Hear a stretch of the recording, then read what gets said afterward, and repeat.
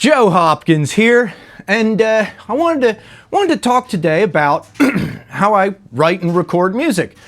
One of you guys actually suggested I should do a video on how I record a song, and I thought, man, that's a great idea. So I got to looking at it, and I can't really get my screen recorder to work right, and I can't get it to let me talk and it record it and show you what I'm doing and it record it at the same time. I'm not sure why. Maybe I got to use my laptop and my desktop like doing different things, but whatever. Right? That's neither here nor there. That's also a long, complicated video that I might do sometime, but I thought I'd explain the process just in case any of you guys were curious about it. Apparently somebody was curious about it, right? Recording a song. And the reason why he asked about how I record a song. And the reason why I put write and record is so often I do both at the same time. To be honest with you, a lot of my stuff is very improvisational, right? And it's not pumping me up as a person saying, look how great I am, I improvise. No, it's just kind of how I approach it. And sometimes I write something in advance and then record it.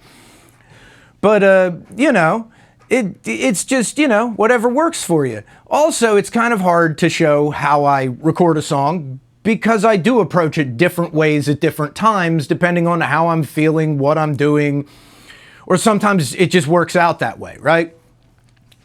So what I do a lot of times, I have songs that I write ahead of time. I write a song, write the lyrics, chord progressions, the whole thing, and then I go to record it. Those tend to be the more acoustic songs because I write them on acoustic guitar.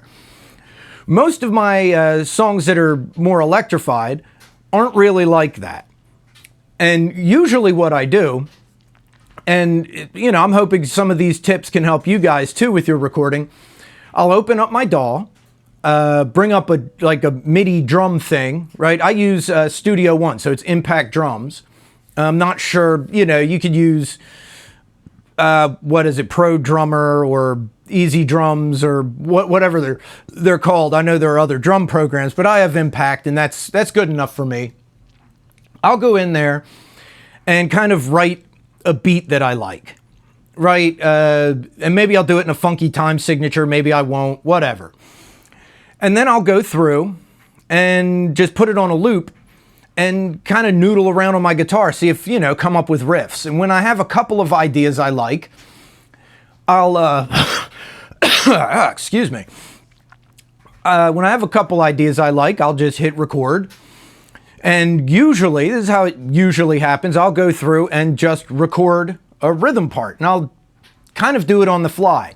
I'll take some of those ideas I came up with when I was noodling around and I'll play through a verse and I'll kind of keep in mind, hey, add an extra couple bars at the beginning for a lead in or an intro or whatever it is I have an idea of. And while I'm playing that, I'll think, okay, what am I going to do for a chorus? And then I'll just kind of do that on the fly.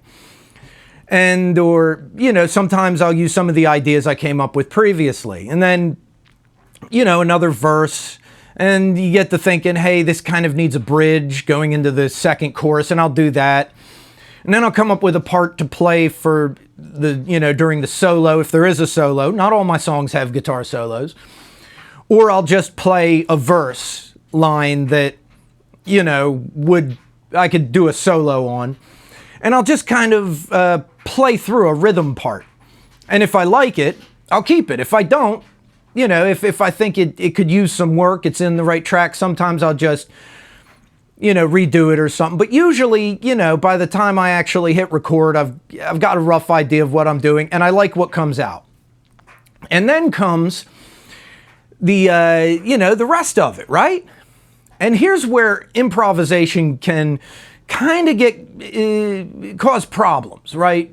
Improvising is great, but let's say I want to do a second guitar track. Right, which a lot of times I do. I'll come up with a second guitar track and pan them left and right. And sometimes I'm playing roughly the same thing, and sometimes I'm not. But either way, I almost can never remember exactly what I did on the first guitar track, because I kind of did it on the fly. So for a second guitar track, 9 times out of 10, I'll play the first section, and then I'll punch in for the second section in the next one. I'll do the second guitar part in sections like that, because usually I get to playing and then I forget what I did on the bridge or the chorus, or I kind of lose track of what I was doing, and I've got to do it in sections. Same with the bass. Plus, I'm not that great a bassist, so a lot of times I struggle with it, getting the right bass part down. I can kind of do stuff on the fly with the guitar, and the bass I'm like not so great with. Although a couple of my songs I did the bass part first, where I would improvise a bass part and then lay guitars over it. And then I find myself doing the guitar parts in sections because I can't remember what I did with the bass. And I know that sounds kind of scatterbrained, but it's sort of how I go about it. And then I'll add stuff like keyboards maybe, or ear candy, or extra little guitar bits, or an intro and outro. Just kind of block things together, add in what I want added in. And a lot of times then I'll do the solo. I'll go to where I have the section for the guitar solo marked off, and I'll just, once again, I'll improvise. Usually I'll go through and try a couple different things until I got some ideas that I like. And then I'll start recording solos. And I'll usually do, 8, 10, sometimes even 20 solos. Just because, if nothing else, it's fun. Right? It's not even that I don't like the first couple that come out. Usually the first 2 or 3 are just practice runs. Just getting my fingers warmed up and getting some ideas. And then after that, I'll just try different things. I'll play a solo this way, and then I'll play a solo that way. And then I find something I like at the beginning, but try to incorporate something else in the middle or change the end. And I'll try a bunch of different ideas. And like I said, a lot of times by the time I'm done, I'll have a bunch of solos I like. Usually the third or fourth one I really like, but then I keep doing it because it's fun. It's fun to just try, well, how does this sound? How does that sound? Let me try this riff. Let me try that lick. Let me throw this in there, How does it sound with some tapping, or how does it sound with, a really cool blues run? Or what if I start from, the higher note or the lower note and work my way up? Or it's just fun. And you learn a lot doing that, And then comes the lyrics. And sometimes I'll, well, a lot of times I'll just put it on that first verse and put it on a loop and listen to it while I write lyrics. Or sometimes I've written lyrics. I've got a whole book full of stuff I've written, and I'll find something that fits, that I like the way it sounds with this piece, and then I'll just put it on a loop and go over it and make sure it fits and see how I'm going to make it fit, where you have to sing this or that and put the accents on. And then I set up a microphone and do the lyrics, which is usually, I'm not the most proficient singer. I wouldn't say I'm a bad singer, but I usually have to do a couple takes to get things down, Usually. Every now and then I'll have it on like the first or second take. But 9 times out of 10, I've got to do multiple takes to kind of get my voice to sound the way I want it to, do it and listen to it and go, no, I need to be a little gravelier, or I'm coming in sharp or flat. You know what I mean? Takes a couple takes to kind of figure out how I want to sing it, and then go through and do a couple takes and pick the best one. Right? Every now and then I'll just punch something in because I really like a take, but I don't like how it sounded right in that one spot. Or I'll pick a section from another take and paste it in there because I liked it better.